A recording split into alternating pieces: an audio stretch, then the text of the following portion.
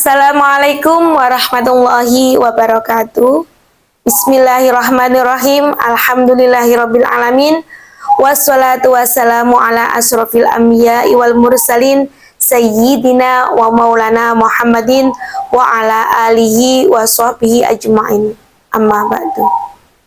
Sahabat, tidak terasa kita sudah memasuki Ramadan yang ke-18. Sudah pertengahan separuh kita jalani. Dan tidak terasa pembahasan kajian fikih kita sudah masuk pada bab baru, yaitu Kitabus Shalah.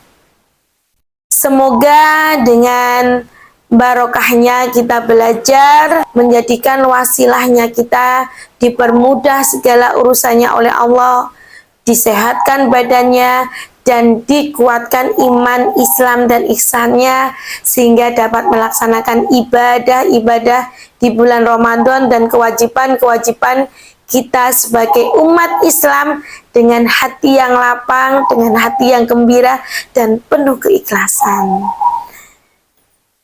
Baiklah, kita mulai.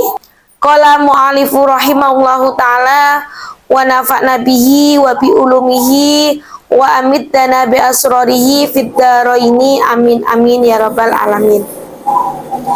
Kitabus sholati utawi iki iku kitab nerangake salat. Nah, di sini dibuka dengan kitab ahkami sholati. Utawi iki iku kitab nerangake piro-piro hukumi salat. Sebelum kita membahas lebih dalam tentang salat, marilah kita belajar dulu apa itu salat. Salat secara bahasa adalah ad-du'a, artinya doa. Pada intinya, salat itu menjadi batas iman seseorang. Orang dinyatakan iman kalau dia mau melaksanakan perintah rukun kedua salat dengan penuh lapang. Dan salat ini bukan untuk Allah, tapi sejatinya kembali kepada diri kita. Orang yang mau melaksanakan salat berarti dia mau bergantung, percaya bahwa Allahus Shomad, bahwa Allah itu tempat bergantung. Bayangkan, di dunia yang sebesar ini, dengan masalah yang silih berganti, dengan kecemasan-kecemasan yang kita mulai makan, mulai harta, mulai anak, dan lain-lain, itu dengan sholat berarti kita tidak sendiri, tapi kita bersama Allah. Tapi kalau kita tidak melaksanakan sholat, maka kita akan menghadapi itu sendiri. Seperti itu. Jadi doa kembali kepada diri kita sendiri.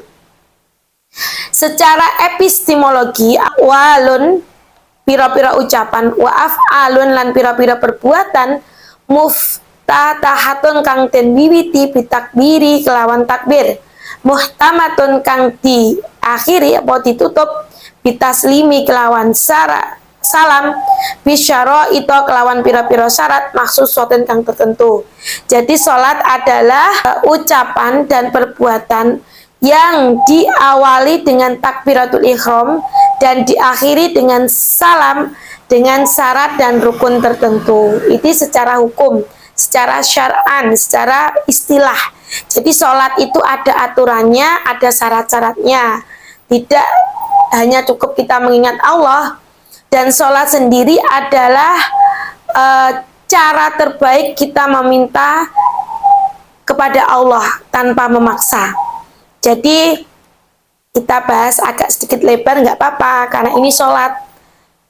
Orang yang baik sholatnya, maka kelak besok di akhirat kan akan dilihat dari sholatnya kita. Baik buruknya kita di dunia akan dilihat dengan sholatnya kita. Dan orang yang sholatnya sudah benar, insya Allah hidupnya akan tertata seperti itu. Baiklah sahabat, kenapa tadi saya berkata bahwa sholat adalah cara kita meminta Allah dengan bahasa yang halus. Pernah diceritakan suatu ketika ada cara bagaimana apa yang kita inginkan itu bisa tercapai dengan cepat atau dengan sesuai takdir Allah. Kalau biasanya kita melaksanakan amalan-amalan yang fadilahnya biar apa dan apa. Nah, itu adalah cara meminta kepada Allah. Namun sholat itu meminta kepada Allah dengan cara yang lembut dan baik.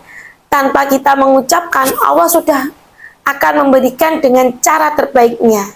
Bukan cara terbaik versi kita, tapi cara terbaik kepada Allah. Diceritakan seperti ini.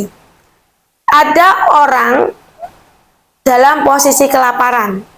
Nah, dia meminta kepada temannya makan dengan dua bahasa. Bahasa yang pertama, sahabat, aku minta makan. Itu bahasa yang pertama.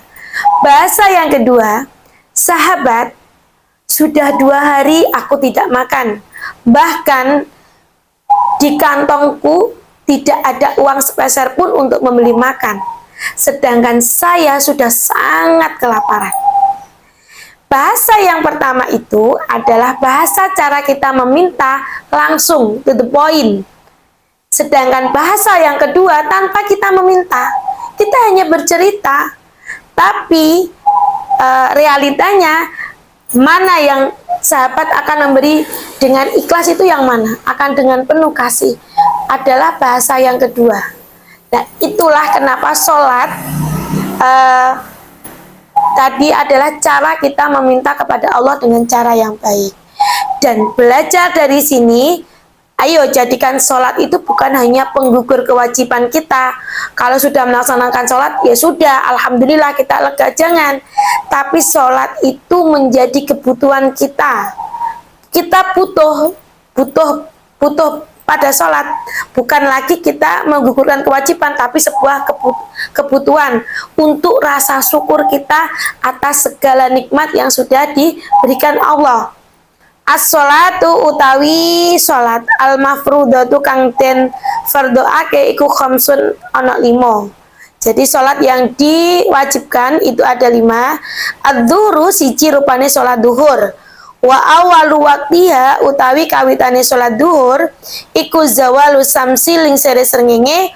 Wa akhiruhu lan akhire sholat duhur iku ida sorot tatkalane dadi apa dilu kuli syai'in ayang-ayange saben-saben suwiji mislahu ing pepadane madani syai' ba'da dilisawali ing dalem sakwise lengsir. Nah, yang pertama adalah sholat duhur, sholat di tengah-tengah siang. Di sini jam itu hanya untuk membantu kita membagi waktu. Jam tidak bisa dibuat patokan bahwa jam 12 adalah tepat di mana matahari ada di atas kita. Bukan. Karena ada negara-negara yang jam 8 malam baru tenggelam mataharinya. Ada negara-negara yang siangnya lebih sebentar, malamnya lebih lama. Atau sebaliknya. Jam di sini hanya untuk membagi perputaran waktu, tapi tidak membagi waktu sholat. Nah, di Indonesia ini sedikit panjang waktu puasanya. Ada negara yang hanya puasanya hanya 1 jam. Ada yang lebih lama 14 jam. Dan lain-lain. Nah, itu. Nah, kapan waktunya sholat duhur? Yaitu ketika matahari tepat ada di atas kita, itu kita bisa menggunakan matahari. Di saat kita tidak punya bayang-bayang, berarti matahari ada di atas kita tepat. Kemudian ketika lengser, di situ awal tergelincirnya matahari, zawalus samsi, jadi matahari itu bergeser. Nah, cara kita tahu matahari bergeser bagaimana? Ketika kita berdiri, kita sudah memiliki sedikit bayang-bayang. Di situ sudah mulai masuk waktu duhur. Dan berakhir ketika bayang-bayang itu sama ukurannya dengan benda aslinya. Misalkan bayang-bayangnya bendanya 1 meter, bayang-bayangnya 1 meter. Di situ menunjukkan sama. Berarti disitulah waktu duhur habis.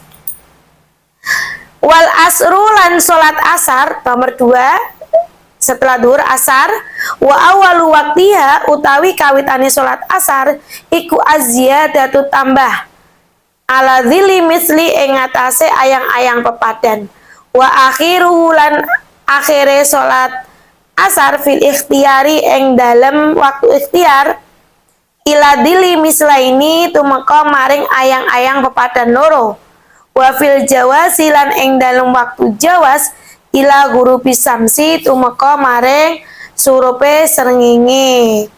Di sini permulaannya adalah tadi ketika waktu duhur habis, maka disitulah waktu asar masuk. Walil asri khamsu auqatin. Salat asar itu memiliki 5 waktu. Ahaduha waktul fadilah, yaitu yang pertama waktu fadilah, waktu yang utama yakni mengerjakan sholat tepat pada awal waktu.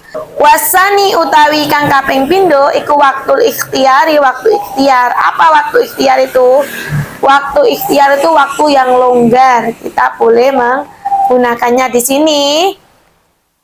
Wa asyara lahul musanifu biqauli wa akhiru fil ikhtiyari ila dilimis lain. Jadi waktu longgar itu sampai kita boleh kok mengerjakan nggak langsung awal waktu, tapi bayang-bayang 2 kali bendanya. Misalkan bayang-bayang itu 1 meter, bendanya 2 meter. Wasalisu utawi kang kaping telu iku waktul jawazi, waktu jawas. Yang waktu jawas itu dianggap masih boleh mengerjakan sholat itu ketika matahari mau tenggelam. Itu kan sudah mau masuk waktu maghrib, itu kita masih boleh mengerjakan mengerjakan sholat asar. Warabiu utawi yang nomor 4, di sini waktu yang masih dianggap boleh mengerjakan sholat tanpa ada hukum makruh, yaitu semenjak dari bayang-bayang 2 kali sampai pada saat keluar mega kuning. Jadi ada semu-semu kemas-masan di itu matahari kalau mau tenggelam itu kan warnanya hampir kemerahan. Itu kita masih boleh mengerjakan waktu asar. Wal khamisu utawi kang kaping 5 iku waktu tahrimi, waktu haram. Wa utawi waktu tahrim iku takhiruha ngakhirakan asar ila ayyabqa minal waqti malayasauha. Nah, di sini waktu yang kelima adalah waktu yang haram dikerjakan, yaitu ketika kita mengulur-ngulur waktu hingga pada akhirnya tadi mega itu sudah matahari sudah mau tenggelam. Wal maghribu lan salat maghrib wa waktuha utawi waktune salat maghrib iku wahidun siji wa huwa utawi wa waktuha iku ghurubus samsi, surupe srengenge. Wa bimik dari malan kira-kirane barang yu'adzinu adan sapa wong wa yatawaddu ulan wudu sapa wong wa yasturu lan nutup sapa wong al aurata ing aurat wa yuqimu lan jumenengaken sapa wong as-sholata ing salat wa yusolli lan salat sapa wong khamsa rakaatin ing 5 rakaat. Jadi waktu maghrib itu waktu yang paling sebentar, yaitu mulai tenggelamnya matahari muncul mega, lah mega merahnya hilang, habis, maka waktu maghrib sudah habis dan itu sudah masuk waktu isya. Di sini di dalam kitab takrib diterangkan dikira-kira seseorang itu azan, kemudian wudhu, menutup aurat, lalu dia bersiap untuk sholat dan melaksanakan sholat 5 rakaat. 5 rakaat di sini adalah sholat maghrib 3 rakaat dan ba'diyah 2 rakaat. Wal isya ulan sholat isya nomor 4 wa awal waktiha lan utawi kawitane sholat isya iku idza ghaba tatkalane ilang apa asyafaku meko al ahmaru kang abang wa akhiruhu lan akhire sholat isya fil ikhtiyari ing dalam waktu ikhtiar ila thulutsil laili maring tumeka maring sepertelune wengi wa fil jawasi lan ing dalam waktu jawas ila tuluil fajri maring muncul sani kang kaping pindho. Jadi isya di sini dimulai dari ketika mega itu hilang, maka maghrib habis, maka muncullah waktu isya. Di sini isya itu adalah waktu paling panjang di antara sholat 5 lainnya. Dan waktu ikhtiar itu kita disuruh longgar, waktu longgar kita bisa memilih itu sampai sepertiga malam. Sedangkan jawas ini diperbolehkan, misalkan kita ketiduran, habis sholat maghrib kita duduk tertidur dan lain-lain, sehingga sampai kita posisinya tidak siap, kebangun sudah jam 4. Nah, tapi ketika itu belum masuk waktu subuh, sampai belum munculnya fajar yang kedua, maka boleh.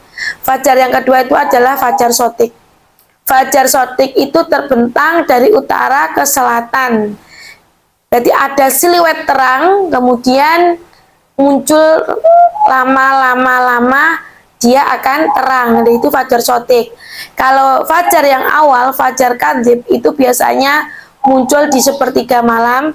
Itu arah cahayanya dari timur ke barat, membentangnya. Nah, seolah-olah kayak kita sudah mau subuh, padahal setelah itu gelap lagi. Dan saya sendiri juga belum pernah menyaksikan langsung bagaimana perbedaan fajar sotik dan fajar kadzib, seperti itu. Terus yang nomor 5 adalah wasubahu lan salat subuh wa awalu waqtiha lan utawi awale waktune salat subuh iku tuluil fajri, muncule srengenge asane muncule fajar asane kang kaping pindho, wa akhiruhu lan akhire salat dhuwur fil ikhtiyari ing dalem waktu ikhtiar iku ilal asfari tumeka maring remeng-remeng, wa fil jawazi lan ing dalam waktu jawas ila tulu isamsi tumeka maring muncul srengenge. Di sini ada dua waktu ikhtiar, waktu yang longgar pilihan itu ketika dalam keadaan remang-remang kita keluar.